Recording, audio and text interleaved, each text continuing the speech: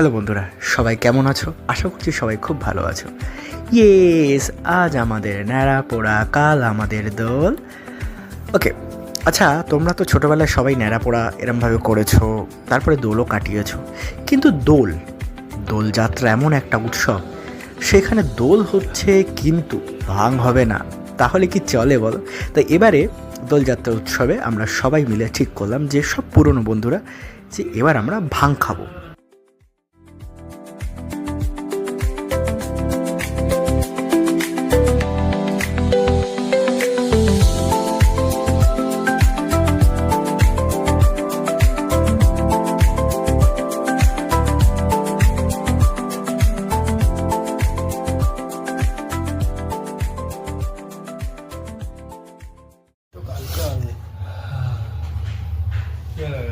কিছু বলবি?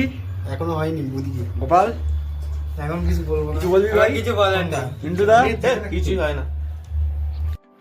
ভাং সবাই খেয়েছে, কিন্তু কারুরই সেভাবে নেশাটা হয়নি। কিন্তু তোমরা তো সবাই জানো, ভাং খাওয়ার সাথে সাথে কিছুই হয় না, সময়ের সাথে সাথে হয়। কিন্তু হ্যাঁ, সেদিন আমরা খুব সুন্দর ভাংটা বানিয়েছিলাম, সবাই খুব এনজয় করেছিলাম। প্রচণ্ড রোদ ছিল। আর তারপরে তো কাহিনী।